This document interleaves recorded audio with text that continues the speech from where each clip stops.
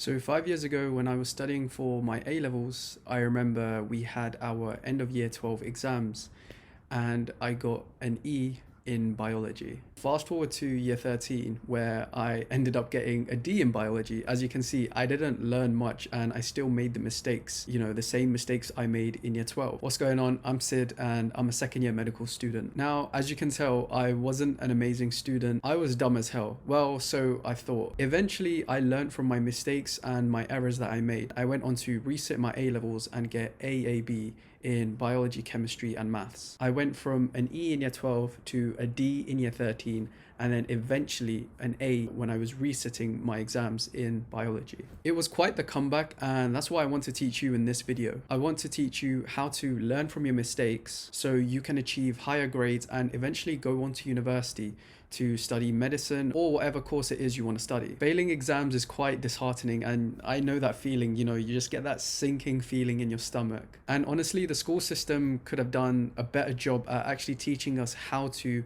learn from our mistakes, because that's something we're not really taught. We're not taught how to study or how to learn from these mistakes. We're just simply made to sit in a classroom and learn what the teacher is telling us. So my 3 steps to learning from your past mistakes is actually going to help you, and I 100% guarantee it will. Because I once had those limiting beliefs about myself too.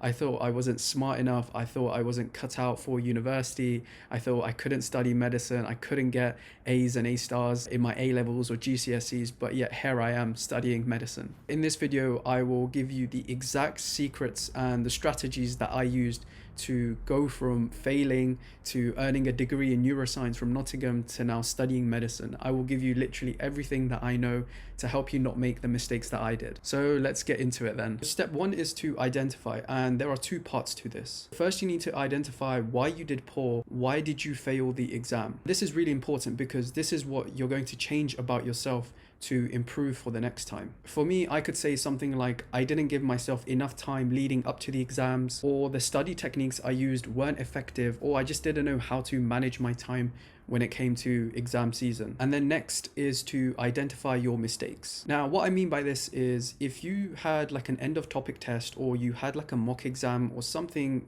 like that, and your teacher gave you back your test result and on there were a bunch of mistakes, your goal now is to go through every single mistake and identify where it is you made a mistake. So step 2 is to learn from the mistakes. How can you learn from your mistakes? So the first thing is, for example, take one question and look at why you got it wrong. For example, let's say there's a question in organic chemistry and it asks you to explain the difference between an alkane and an alkene. What I would do here is either use a textbook or use the PowerPoint slides that your teacher made, or even use ChatGPT, because that AI tool is amazing when it comes to explaining concepts and actually giving you the right and correct answers that the examiners are looking for. The worst thing to do at this point is, if you made a mistake, to simply ignore it, because what if that exam question comes up again in a test later on?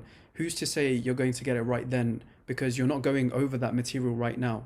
Do you see what I mean? So what I would suggest is make it a habit. Make it a habit that as soon as you get a mistake and you get that feedback, go over it, learn from your mistake and see why you made that mistake, and try to understand as best as you can the information or what the question is asking of you. The next and final step in the framework is implementation. So you've identified the question, you've learned the right answer, now it's all about implementation. Implementation is about creating a flashcard on the question that you got wrong. Hopefully by now you're already making flashcards, and if you're not, trust me, you're missing out, so go back and watch my other videos. Simply make a flashcard and add it to the deck the card belongs to. For example, if we go back to the question of what is the difference between an alkane and an alkene, we'll use an app like Study Smarter, Anki or Quizlet. I personally use Study Smarter to make my flashcards. So on the app, you'll make the flashcard.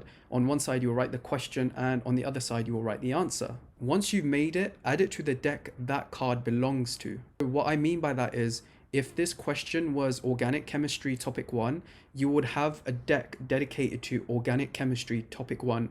So you just add that card in there. So the next time you study organic chemistry topic 1, or whatever, the subject is, you're automatically going to encounter that flashcard again. And this is really, really good, because that's essentially you like actively learning from your mistake. As I said before, it's really, really important that you learn from these mistakes, because if you're making them now, who's to say you're not going to make them again in the future when this question or, something you got wrong is going to come up again. So to wrap up the video, remember the 3 steps: identify, learn, and implement. Don't forget them at all. If you're doing GCSEs or A-levels and you found this helpful, drop a like and subscribe. Before I go, I want to mention that if you're struggling with your A-levels or studying, you can book a free 15-minute call with me and we can go over things that you're struggling with. And if you're interested, I'm currently developing a coaching program to help students like you. It's called Medic Guide School and I'll link it in the description below. So if you want to check it out, you can do so. That's all for this video, and remember, growth lives outside the comfort zone. So I'll see you in the next one.